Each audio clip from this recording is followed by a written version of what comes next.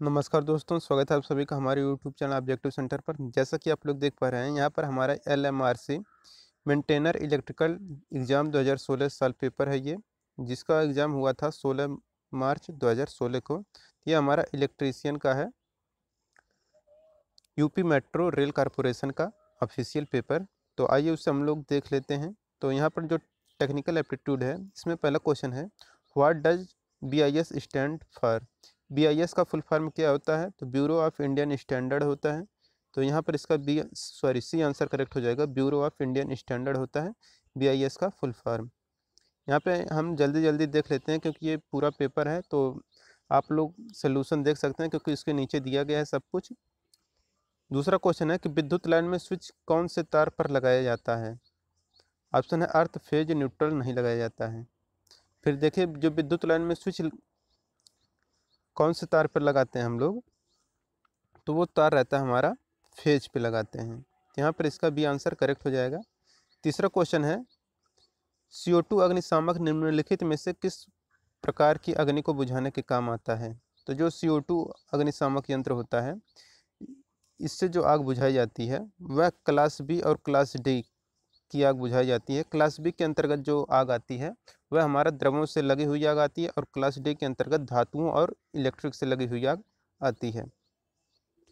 चौथा क्वेश्चन है यहाँ पर कि विद्युत कार्य में निम्न में से कौन सा एक कुचालक के समान कार्य नहीं करता है? तो कुचालक के समान जो कार्य नहीं करता है वो रहता है हमारा नरम लोहा। नरम लोहा जो होता है ये हमारा सुचालक होता है। तो यहाँ पर इसका डी आंसर करेक्ट हो जाएगा। और जबकि एबोनाइट, बेकेलाइट और अभ्रक जो होते हैं ये कुचालक का कार्य करते हैं। अब है Ohm law can be used for. Ohm law किसके लिए प्रयोग किया जाता है? तो ओम लॉ जो होता है यह प्रयोग किया जाता है रेक्टिफायर युक्ति के लिए, यानी कि ए रेक्टिफायर डिवाइस।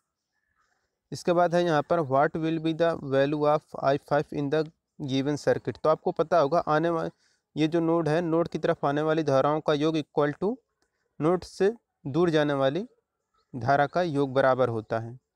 तो यहाँ पर देखिए, आने वाला और जाने वाले का अगर बात करें तो आने वाली हमारा 1 हो गया, ये हमारा 2 हो गया, यानी कि 5 हो गया। 5 ये 10 हो जाएगा 15। तो 15 हमारा आने वाला है। जाने वाला कितना है? 4 है। तो 4 घटा देंगे तो 15 में से 4 जाएगा 11। यहाँ पर हमारा करेक्ट आंसर आ जाएगा। तो 11 यहाँ पर ऑप्शन नंबर बी दिख रहा है, तो बी करेक्ट हो जाएगा।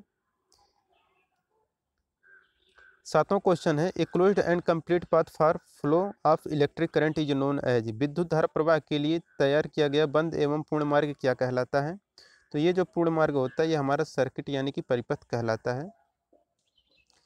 8 नंबर क्वेश्चन है, average value of current in AC circuit with respect to its RMS value is always. धारा का औसत मान जिसके RMS मान से सदैव क्या होता है? तो धारा का औसत मान उसके RMS मान से जो होता है वह हमेशा कम होता है, यानी कि लेस यहाँ पर करेक्ट आंसर हो जाएगा। 9वां क्वेश्चन कह रहा है, इन ए RL सर्किट, एक RL परिपथ में क्या होता है? तो एक RL परिपथ में होता है आपका current lags behind voltage by 90 degree. धारा विभव से 90 डिग्री पश्चवर्ती होती है।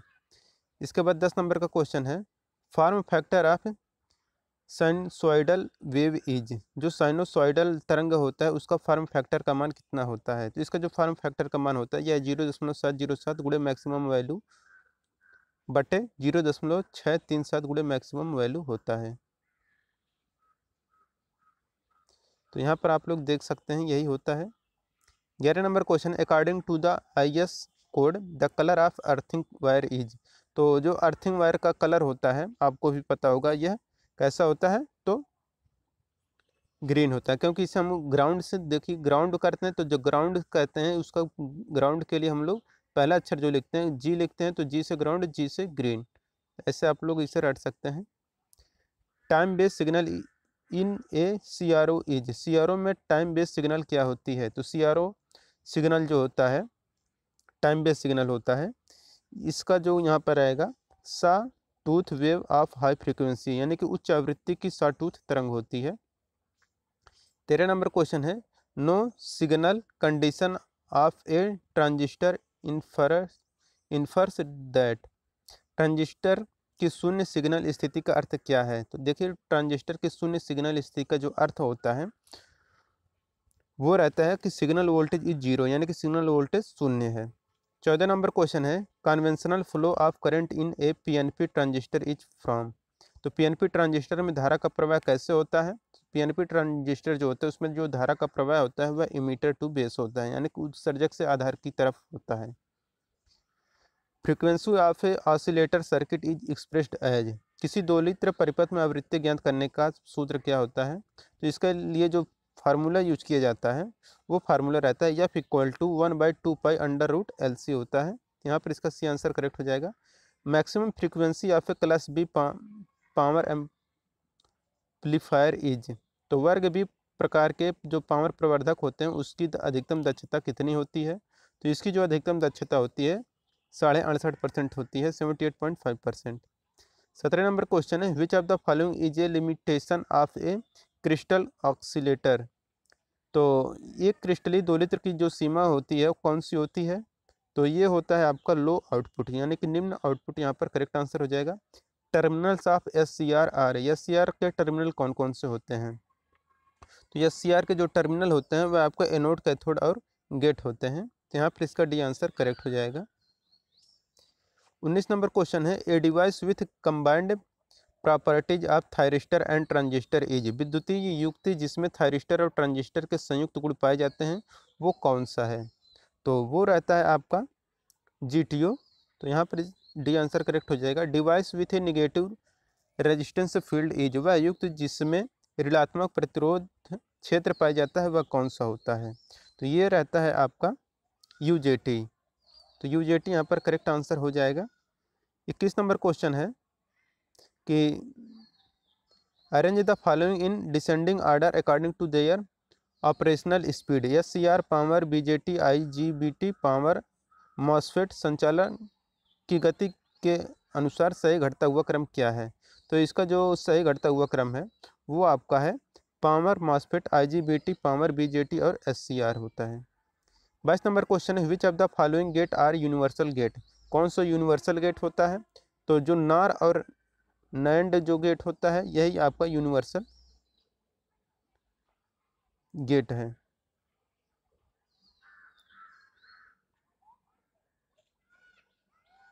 अब 23 नंबर क्वेश्चन है फ्लिप फ्लॉप इज ए। तो फ्लिप फ्लॉप जो होता है यह क्या होता है? हमारा एक बिट स्टोरेज सेल होता है। 24 नंबर क्वेश्चन है कि binary number obtained by multiplication of 111 and 101 is. Binary संख्या 111 तथा 101 को गुणा करने पर प्राप्त संख्या क्या होगी? तो इसका जो प्राप्त संख्या आएगा वह आपका ये ऑप्शन नंबर ए आ जाएगा। इसे आप लोग देख लीजिएगा। What is the shape of stator. Stator की संरचना क्या होती है? तो रिंग शेप के होती है, यानी कि वलयाकार होती है स्टेटर की संरचना। Tension in brushes of DC generator is quite important for its working while excess tension in brushes causes. एक DC जनरेटर में ब्रश का तनाव उसके कार्य के लिए बहुत महत्वपूर्ण होता है। अतिरिक्त ब्रश तनाव से क्या होता है? तो इससे क्या होता है कि over heating of commutator and surface wear out. दिक् परिवर्तक अतितप्त होगा और सतह घिस जाएगी। 27 नंबर क्वेश्चन है emitter base junction is forward bias in. उत्सर्जक आधार संधि में अग्रवर्ती वायरिंग होती है। तो यहाँ पर जो होती है वो रहता है आपका सेचुरेशन मोड। तो सेचुरेशन मोड यहाँ पर ऑप्शन नंबर बी करेक्ट हो जाएगा। 28 नंबर क्वेश्चन कि transistor can not be used as. Transistor किस रूप में इस्तेमाल नहीं किया जा सकता है? तो कैपेसिटर के रूप में ट्रांजिस्टर को हम लोग यूज नहीं कर सकते हैं। 29 नंबर क्वेश्चन यहाँ पर कह रहा है both current gain end voltage gain is more than unity in. धारा लाभ तथा विभव लाभ दोनों इकाई में अधिक कौन होते हैं? इसमें जो होता है वह होता है EV कन्फिगरेशन, यानी कि CE कन्फिगरेशन, यानी कि CE विन्यास में होता है। तो यहाँ पर आप लोग देख सकते हैं यही सब कुछ दिया गया है उसके बारे में। आप अपना वीडियो पॉज करके देख लीजिएगा। 30 नंबर क्वेश्चन है which of the following is not a type of integrated circuit. यानी कि कौन सा IC नहीं है? तो देखिए एकीकृत सर्किट का एक प्रकार जो नहीं है वह आपका है टेट्रालिथिक्स इंटीग्रेटेड सर्किट। यही जो होता है ये आपका आईसी का एक प्रकार नहीं है। ए यूजीटी हैज टर्मिनल, यूजीटी के पास कितने टर्मिनल होते हैं? तो 3 टर्मिनल होते हैं। कौन कौन से हैं यहाँ पे आप लोग देख सकते हैं। Outermost part of DC machine is yoke for low capacity machine it is made up. DC machine का सबसे बाहरी भाग योग होता है कम दक्षता की मशीन है, तो ये किसका बना होता है? तो यह कास्ट आयरन का बनाया जाता है। 33 नंबर क्वेश्चन, इन ए सेपरेटली एक्साइटेड जनरेटर, एक विलगित उत्तेजित जनरेटर में क्या होता है? तो एक विलगित उत्तेजित जनरेटर में क्या होता है आपका कि field winding is excited by an external DC source, यानी कि क्षेत्र वाइंडिंग को बाय डीसी सोर्स से उत्तेजित किया जाता है। यहाँ पर इसका ए आंसर करेक्ट हो जाएगा। अब है 34 नंबर का question, in order to protect transformer from eddy current losses core are made up of. Transformer को ईडी करंट क्षय से रक्षित करने के लिए कोर को किससे बनाया जाना चाहिए? तो सॉफ्ट आयरन का बना, यानी कि सॉफ्ट आयरन यहाँ पर मृदु लोहा यहाँ पर करेक्ट आंसर हो जाएगा। विच of the following is not a speed control mechanism for DC motor, निम्न में से कौन सी डीसी मोटर की गति नियंत्रक प्रक्रिया नहीं है? तो डीसी नियंत्रण प्रक्रिया जो नहीं होती है वह आपका फील्ड कंट्रोलर है। Which of the following statement is correct regarding a step up transformer, step up transformer के लिए कौन सी कथन सही है? तो एनएस का मान एनपी से ज़्यादा होता है, यानी कि जो ये हो गया आपका। 37 नंबर क्वेश्चन है, if the supply terminal of a DC motor are interchanged then, अगर एक डीसी के सप्लाई टर्मिनल को आपस में बदल दिया जाए तो क्या होगा? कह रहा है कि चक्रण की जो दिशा होगी वह अपरिवर्तित, यानी कि कोई फर्क नहीं पड़ेगा, यानी कि direction of rotation remains unchange, कोई फर्क नहीं पड़ेगा। Generator used in arc welding is, arc welding में कौन सा जनरेटर यूज किया जाता है? तो आर्क वेल्डिंग में हम लोग DC compound differential generator use करते हैं। तो 38 का यहाँ पर सी आंसर करेक्ट हो जाएगा। अब है 39 नंबर का question, the type of motor generally used in the transport vehicle is, परिवहन वाहनों में सामान्यतः प्रयोग होने वाली मोटर कौन सी होती है? जिसमें जो मोटर यूज किया जाता है वह आपका डीसी सीरीज मोटर यूज किया जाता है। यहाँ पर इसका ये आंसर करेक्ट हो जाएगा, DC series motor. 40 number question कह रहा है, what is the function of stator used in DC motor, DC motor के साथ प्रयुक्त स्टार्टर का कार्य क्या है? तो इसका जो कार्य होता है वो होता है to limit the starting current, starting current को सीमित करना होता है। Reverse EMF at the starting of DC motor is, DC motor में स्टार्टिंग के समय रिवर्स ईएमएफ कितना होता है? तो वह 0 होता है। 42 नंबर क्वेश्चन है, शॉर्ट सर्किट टेस्ट डिटरमाइंस, तो शॉर्ट सर्किट टेस्ट जो डिटरमाइन करता है यह कॉपर लॉस को बताता है। Noise factor for an ideal amplifier is, आदर्श प्रवर्धक का शोर गुणांक कितना होता है? तो इसका जो होता है वह होता है 0 डेसिबल अगर आदर्श है तो। विच of the following is the most expensive coupling, तो एक्सपेंसिव कपलिंग सबसे महंगा कपलिंग कौन सा होता है? तो ट्रांसफार्मर जो कपलिंग होता है वह सबसे महंगा होता है। इसके बाद 45 नंबर क्वेश्चन है, इन ए 4 पोल डीसी मशीन, तो एक चतुर्थ पोल डीसी मशीन में क्या होता है? तो अल्टरनेटर पोल और नॉर्थ एंड साउथ, वैकल्पिक पोल उत्तर व दक्षिण होते हैं। What does PVC stands for, तो पीवीसी का फुल फॉर्म क्या होता है? तो पॉलीविनाइल क्लोराइड होता है। ऑप्शन नंबर सी यहाँ पर दिख रहा है, पॉलीविनाइल क्लोराइड। 47 नंबर क्वेश्चन है, brushes of DC machine are made of, DC machine के ब्रश किसके बने होते हैं? तो कार्बन के बनाए जाते हैं डीसी मशीन के ब्रश। 48 नंबर क्वेश्चन है, by looking at which part of the motor it can be easily confirm that a particular motor is DC motor, कोई डीसी मोटर है यह मोटर के किस भाग को देखकर पता किया जाएगा? तो यह पता किया जाता है कम्यूटेटर के द्वारा। तो यहाँ पर इसका सी आंसर करेक्ट हो जाएगा। 49 number question, in DC machine fractional pitch winding is used, एक डीसी मशीन में भिन्नात्मक पिच कुंडली किसका प्रयोग किया जाता है? To reduce the sparking, sparking को कम करने के लिए यूज करते हैं। 50 number question, small DC motor up to 5 HP usually have, ये 5 HP तक की डीसी मोटर में सामान्यतः क्या होता है? तो 2 पोल्स होते हैं। विच of the following is not necessary the advantage of DC motor over AC motor, इनमें से क्या आवश्यक रूप से डीसी मोटर का एसी मोटर की तुलना में लाभ नहीं है? तो ये जो लाभ नहीं होता है ये रहता है आपका लो कास्ट, कम लागत। DC shunt motor are used for driving. DC shunt motor का प्रयोग किसके संचालन में किया जाता है? तो डीसी शंट मोटर का यूज हम लोग किसके लिए करते हैं? तो यह मशीन टूल के लिए करते हैं। The speed of a series motor at no load is. No load पर सीरीज मोटर की चाल कितनी होती है? तो अनंत होती है, infinite. In a DC motor if the back EMF is absent. तो यदि डीसी मोटर में बैक ईएमएफ अनुपस्थित है, एब्सेंट है, तो क्या होगा? तो motor will be run, motor चल जाएगी। 55 नंबर क्वेश्चन है, which of the following can be used for controlling the speed of a DC motor. DC motor की गति को नियंत्रित करने हेतु किसका प्रयोग करते हैं? तो थायरिस्टर का यूज हम लोग डीसी मोटर की गति को नियंत्रित करने के लिए करते हैं। When A motor is switched on the rotor frequency is. जब एक मोटर को चालू किया जाता है तब घोड़ा की आवृत्ति क्या होती है? तो घोड़ा की जो आवृत्ति होती है सेम एज सप्लाई फ्रीक्वेंसी होती है।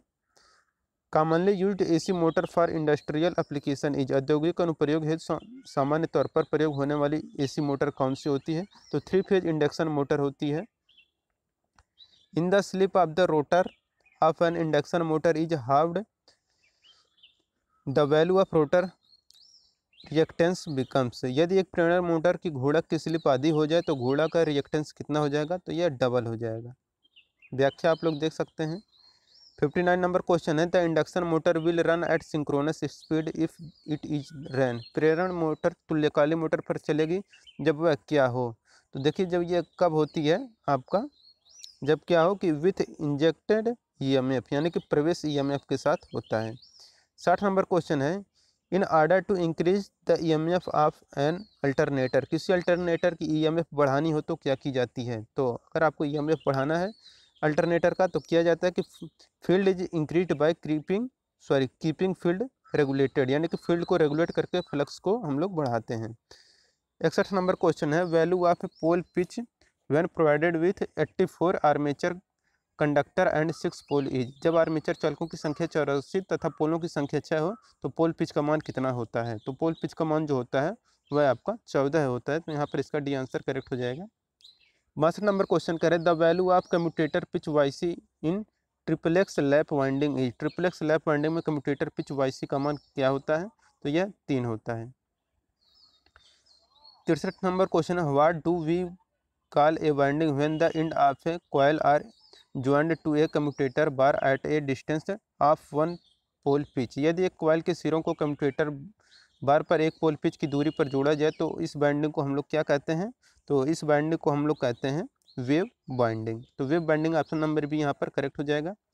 64 नंबर क्वेश्चन है, the process of joining and of a coil on A commutator segment is called. Coil के सिरों को कम्यूटेटर सेगमेंट पर जोड़ने की प्रक्रिया को क्या कहते हैं? तो हम लोग इसे कॉइल कनेक्शन कहते हैं। Suspension type register are connected in. झूला रूपी विद्युत रोधक किस क्रम में लगे होते हैं? तो झूला रूपी विद्युत रोधक जो लगे होते हैं यह सीरीज में लगाए जाते हैं। तो यहाँ पर इसका बी आंसर करेक्ट हो जाएगा। Specific gravity of aluminium is. Aluminium को जो स्पेसिफिक ग्रेविटी कितना होता है? तो 2.7 ग्राम पर सेंटीमीटर क्यूब होता है। 67 नंबर क्वेश्चन है, paper used in insulator of cable is. Cable के विद्युत रोधन में प्रयुक्त पेपर कौन सा होता है? तो इम्प्रिग्नेटेड पेपर हम लोग यूज करते हैं केबल के विद्युत रोधन में। Which of the following is added to rubber in vulcanization process. तो वल्कनाइजेशन प्रक्रिया में रबर में क्या मिलाया जाता है? तो हम लोग सल्फर मिलाते हैं वल्कनाइजेशन प्रोसेस में। 69 number question, which of the following technique is used for energy production at low heads. कम विभव पर शक्ति उत्पादन के लिए निम्न में से किस प्रणाली का उपयोग किया जाता है? तो इसके लिए हम लोग रिंग मैन डिस्ट्रीब्यूशन टेक्निक यानी कि रिंग मैन वितरण प्रणाली का यूज हम लोग करते हैं। 70 number question, which of the following is not a function off switch gear. निम्न में से कौन सा स्विच गियर का गुण नहीं है? तो प्रोविजन फॉर सेल्फ कंट्रोल, यह है आपका स्विच गियर का गुण नहीं है। Which of the following is false regarding power transistor. तो पावर ट्रांजिस्टर के लिए कौन सा कथन गलत है आपको बताना है। तो यहाँ पर देखिए, जो कथन गलत है यह आपका गलत कथन है कि its composition is like normal transistor, यानी कि इसकी संरचना सामान्य ट्रांजिस्टर के समान होती है, यही आपका गलत कथन है। Identify the circuit so in figure below. तो ये कौन सा फिगर है आपको बताना है। तो ये जो फिगर आपको दिख रहा है ये फिगर है आपका लैडर सर्किट का, यानी कि जीने का परिपथ है। तो लैडर सर्किट जीने का परिपथ, ऑप्शन नंबर सी यहाँ पर करेक्ट हो जाएगा। ये जो फिगर है ये कौन सा फिगर है? तो देखिए यहाँ पर ये जो फिगर दर्शाया गया है ये आपका है एनपीएन ट्रांजिस्टर। तो ऑप्शन नंबर भी यहाँ पर करेक्ट हो जाएगा, NPN transistor. Which of the following is not a non conventional energy source? निम्न में से कौन गैर परंपरागत ऊर्जा स्रोत नहीं है? तो वह आपका नेचुरल गैस है, आपका गैर परंपरागत ऊर्जा स्रोत नहीं है। 74 नंबर क्वेश्चन कह रहा है कि थिम्बल आर यूज्ड एट, थिम्बल्स का प्रयोग किस लिए किया जाता है? तो वेरी हाई वोल्टेज के लिए, यानी कि अति उच्च विभव के लिए हम लोग थिम्बल्स का प्रयोग करते हैं। In the following question find out the wrongly spelt word. Option है लोफ, लोज, लोथ, लोब।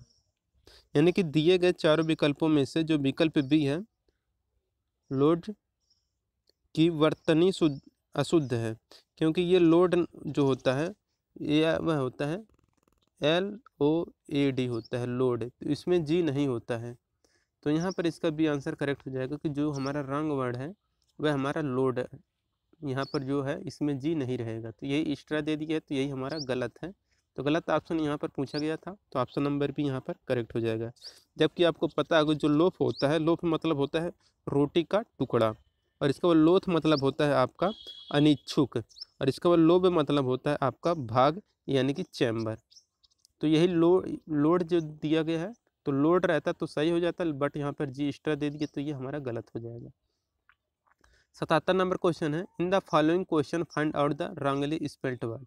जो रॉन्ग वर्ड है वही आपको बताना है। तो देखिए इसमें जो रॉन्ग वर्ड है ये हमारा क्या है, रिवाइन रॉन्ग है, क्योंकि रिवाइन कोई हमारा वर्ड नहीं है। रिवाइन मतलब होता है आपका गड्ढा या दर्रा, ठीक।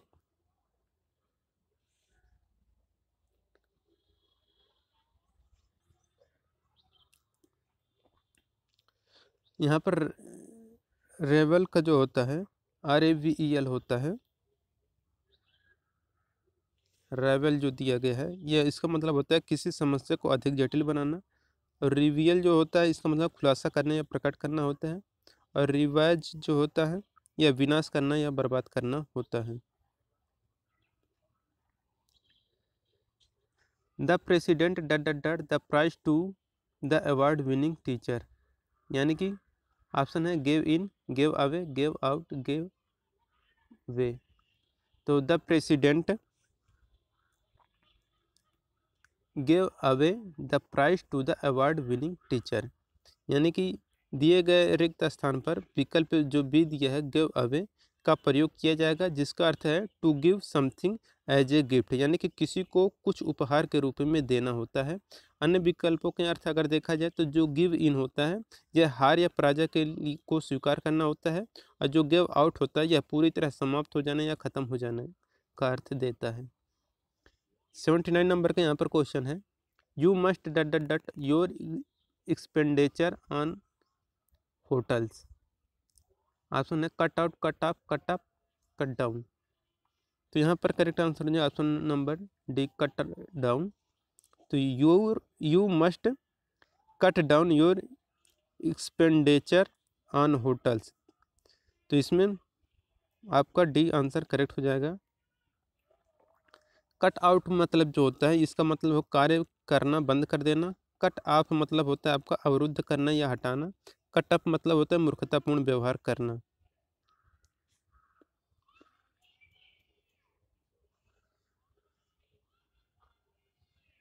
अस्सी नंबर का क्वेश्चन है द फैक्ट्री डट 20,000 metre of cloth every day, turns off, turns in, turns out, turns away.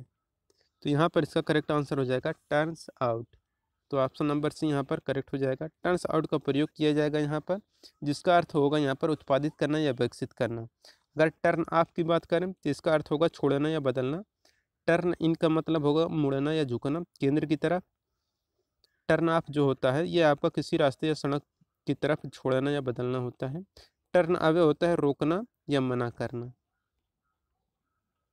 अब देखिए क्वांटिटी एप्टीट्यूड आएगा, यानी कि मैथ के यहाँ पर क्वेश्चन आएगा। तो 140 मीटर लंबी ट्रेन 72 किलोमीटर प्रति घंटे की गति से चल रही है, तो प्लेटफॉर्म पर खड़े हुए व्यक्ति को पार करने में कितना समय लेगा? बिल्कुल बहुत आसान सा क्वेश्चन है। तो इसको सॉल्व करने के लिए करेक्ट आंसर इसका ऑप्शन नंबर बी आएगा 7। कैसे होगा आइए हम लोग नीचे देख लेते हैं। देखिए प्लेटफॉर्म पर खड़े आदमी को पार करने की प्रक्रिया में गाड़ी को अपनी लंबाई के बराबर यात्रा करनी पड़ती है। 72 किलोमीटर प्रति घंटा दिया है, इसको 5/18 से जब गुणा करेंगे तो हमारा मीटर पर सेकंड में बदल जाएगा। फिर इसको अभिष्ट समय जो आएगा 140/20, समय इक्वल यहाँ पर हो जाएगा 140/20, तो 7 सेकंड आ जाएगा। तो दूरी बटा चाल करेंगे जब हम लोग तो ये हो जाएगा हमारा 7 सेकंड। इसके बाद यहाँ पर कह रहे हैं 82 नंबर का, दो शहरों ए और बी के बीच की दूरी 270 किलोमीटर है। दो व्यक्ति ए और बी से एक साथ 40 किलोमीटर प्रति घंटा और 50 किलोमीटर प्रति घंटे की गति से विपरीत दिशा में चलना शुरू करते हैं। वे दोनों एक दूसरे को कितने समय बाद पार करेंगे? तो देखिए ये जो पार करेंगे ये पार करेंगे 4 घंटे में। तो यहाँ पर इसका सी आंसर करेक्ट हो जाएगा 4 घंटा। तो यहाँ पर देख सकते हैं जैसे कि जो सापेक्ष चाल होगी तो वह कितना हो जाएगा, सापेक्षिक चाल अगर यहाँ पर देखा जाए तो 50 और 40 यहाँ पर हो जाएगा। तो 40 और 50 इक्वल टू ये 90 किलोमीटर प्रति घंटा आएगा हमारा सापेक्षिक चाल। और इसके बाद अगर समय देखा जाए तो समय कितना आ जाएगा, हमारा समय बराबर होता है दूरी बटा चाल। तो दूरी यहाँ पर आपको दिया गया है 270 दिया ही गया है। हमारा चाल 90 आया था, 40 + 50 = 90 आया था। अब इसे काटेंगे तो 9 × 27, तो यानी कि ऑप्शन नंबर ए यहाँ पर 3 घंटा करेक्ट आंसर हो जाएगा। 3 घंटा यहाँ पर करेक्ट आंसर हो जाएगा। तो ऑप्शन नंबर ए यहाँ पर करेक्ट हो जाएगा।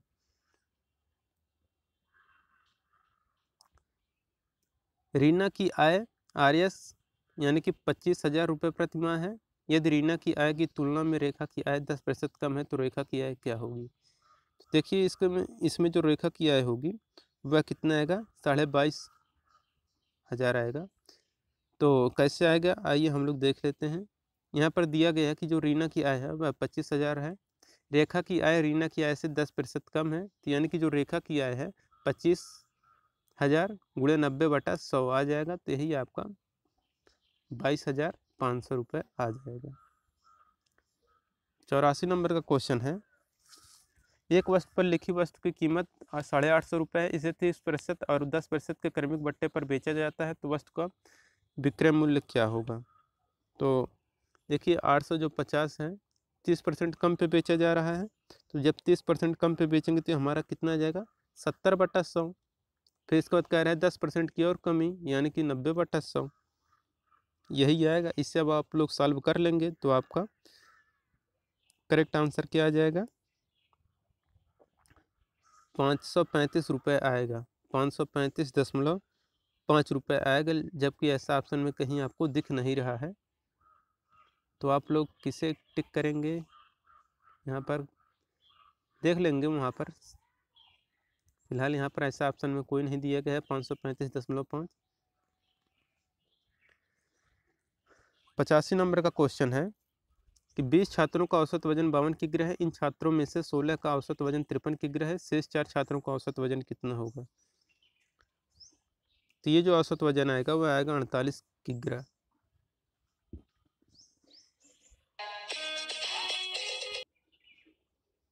यहाँ पर जो 20 छात्रों का कुल वजन होगा, एक का जो 52 दिया था तो 52 दिया था, तो 20 छात्रों का कुल वजन 20 × 52 हो जाएगा, 1040 किग्रा हो गया। 16 छात्रों का कुल वजन है तो 16 × 53 एक दिया था औसत वजन, तो 16 × 53 यानी कि 848 हो गया। फिर शेष 4 छात्रों का वजन क्या हो जाएगा कि 1040 में से 848 घटाएंगे तो 192 किग्रा आ जाएगा। अब फिर 192 में जब 4 से भाग दे देंगे तो ये हमारा औसत वजन आ जाएगा। तो ये हमारा 48 किग्रा यहाँ पर करेक्ट आंसर हो जाएगा। इसको लॉजिकल एबिलिटी आ जाएगा। 86 नंबर क्वेश्चन है कि जो महत्व टांगों के लिए जुराबों का होता है, हाथों के लिए वही महत्व कैसा होगा? तो ये जो होगा वह होता है दस्ताना, यानी कि लेग्स के लिए हम लोग सॉक्स यानी कि जुराबों, सॉक्स मतलब होता है जुराब। तो देखिए यहाँ पर सॉक्स दिया गया है, लेग के लिए सॉक्स है तो हैंड्स के लिए ग्लोव्स हो जाएगा। दिए गए विकल्पों में से उचित शब्द का चुनाव करें। सर्वश्रेष्ठ अगर जो सर्वश्रेष्ठ है उसका विलोम क्या हो जाए, सबसे खराब। बनाना का बिगड़ाना यानी कि नष्ट करना यानी कि 87 का ये आंसर करेक्ट हो जाएगा, डिस्ट्रॉय। 88 नंबर क्वेश्चन है, दिए गए विकल्पों में से संबंधित अंक का चुनाव करें। तो यहाँ पर है 4, 65 समानुपातिक 6। तो देखिए यहाँ पर जो 4 का है तो 4 का क्यूब प्लस 1 करेंगे तो ये हमारा 65 आ जा रहा है। 4 चौका 16, चौका 64 और 1 65। इसी प्रकार से 6 का क्यूब प्लस 1 हम लोग करेंगे तो 6 छः 36, 6 का 216 और एक और हो जाएगा तो 217 यहाँ पर करेक्ट आंसर हो जाएगा। ऑप्शन नंबर डी यहाँ पर करेक्ट हो जाएगा। अब देखिए निम्न में से कौन सा एक विकल्प अन्य 3 विकल्पों से भिन्न है। अमरूद, गुलाब, बनाना, एप्पल। तो जो 3 से भिन्न है वही आपको बताना है, तो वह आपको हो जाएगा गुलाब, क्योंकि बाकी अमरूद, केला, सेब ये सब खाने वाले फल हैं, जबकि हमारा एक फूल है यानी कि पुष्प है। तो बी आंसर यहाँ पर करेक्ट हो जाएगा क्योंकि ये भिन्न है। अपनी कक्षा में राजन का स्थान शीर्ष से 6ठा है और नीचे से 29वें है। कक्षा में कुल कितने छात्र हैं? तो कक्षा में कुल 34 छात्र होंगे। कैसे होंगे आइए देख लेते हैं। तो कक्षा में छात्रों की कुल संख्या जो दिया गया है क्या होता है, छात्रों का शीर्ष से स्थान प्लस नीचे से स्थान -1। तो शीर्ष से स्थान प्लस नीचे से स्थान फिर -1 कर देंगे, यही हो जाता है हमारा कुल छात्रों की संख्या। तो कक्षा में कुल छात्रों की संख्या शीर्ष से 6 था, नीचे से 29 था, फिर एक घटा देंगे तो ये 34 आ जाएगी।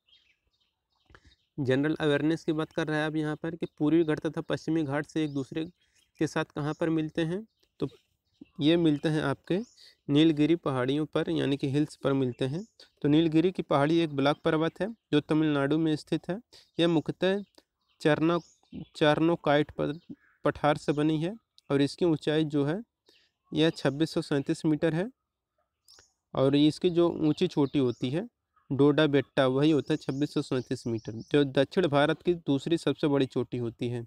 तमिलनाडु राज्य में नीलगिरी के दक्षिण भाग में पाल घाट है। पाल घाट पूर्वी घाट एवं पश्चिमी घाट का मिलन स्थल है।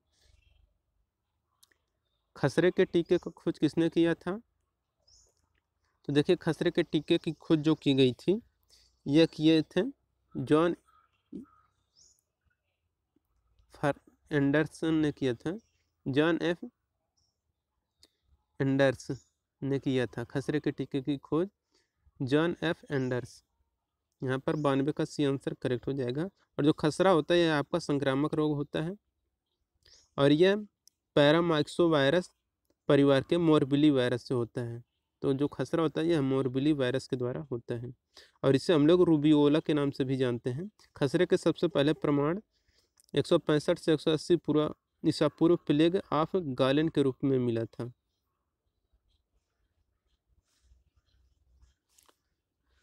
तिरानवे नंबर का क्वेश्चन है, निम्न में से कौन सा उपकरण छोटे विद्युत प्रवाह का पता लगाने के लिए इस्तेमाल किया जाता है? तो छोटे विद्युत प्रवाह का पता लगाने के लिए हम लोग गैल्वेनोमीटर का प्रयोग करते हैं और इसका आविष्कार एंड्रे मैरी एम्पियर ने किया था। तो एंड्रे मैरी एम्पियर ने गैल्वेनोमीटर का आविष्कार किया था। और आपको बता दें कि जो हाइड्रोमीटर होता है इसके द्वारा द्रवों का घनत्व नापते हैं हाइड्रोमीटर द्वारा, और हाइग्रोमीटर द्वारा आपेक्षिक आर्द्रता मापते हैं, एनेमोमीटर द्वारा वायु की गति मापते हैं। एंटेमोलॉजी का मतलब क्या होता है? तो देखिए एंटेमोलॉजी का मतलब होता है आपका कीड़ों का अध्ययन एंटेमोलॉजी कहलाता है। अगर इन सब अध्ययन के बारे में पढ़ना है तो आप हमारे ऑब्जेक्टिव जीके चैनल को जरूर सब्सक्राइब कर लें। उसका भी लिंक आपको डिस्क्रिप्शन बॉक्स में दिया गया है, वहाँ पर आपका जीके जीएस कराया जाता है। तो लिंक आपको ऑब्जेक्टिव जीके चैनल का डिस्क्रिप्शन बॉक्स में मिल जाएगा, तो उस चैनल को जरूर सब्सक्राइब कर लें। वहाँ पर आपका जनरल अवेयरनेस के क्वेश्चन कराएंगे, यूपीएमआरसी या एलएमआरसी जो होता है इन सब का क्वेश्चन वहाँ पर पढ़ाया जाता है थ्योरी के रूप में। यहाँ पर सिर्फ ऑब्जेक्टिव चलता है। किस खेल में शब्द नॉकआउट का इस्तेमाल किया जाता है? तो नॉकआउट का जो इस्तेमाल किया जाता है वह करते हैं हम लोग बॉक्सिंग में। तो ऑप्शन नंबर सी यहाँ पर करेक्ट हो जाएगा, बॉक्सिंग। 96 नंबर क्वेश्चन है कि तेजस्विनी बाई किस खेल से संबंधित है? तो जो तेजस्विनी बाई हैं यह कबड्डी से संबंधित है। अंतर्राष्ट्रीय सौर एलायंस का मुख्यालय किस भारतीय शहर में आएगा? तो ये जो आएगा यह गुड़गांव में आएगा। 8 अप्रैल 2015, ये हमारा करंट अफेयर का क्वेश्चन था, ऊपर वाला भी और ये भी। तो 8 अप्रैल 2015 को छोटे उद्यमी को 10 लाख तक की सहायता प्रदान करने के लिए कौन सी योजना भारत सरकार द्वारा शुरू की गई है? यह किया गया था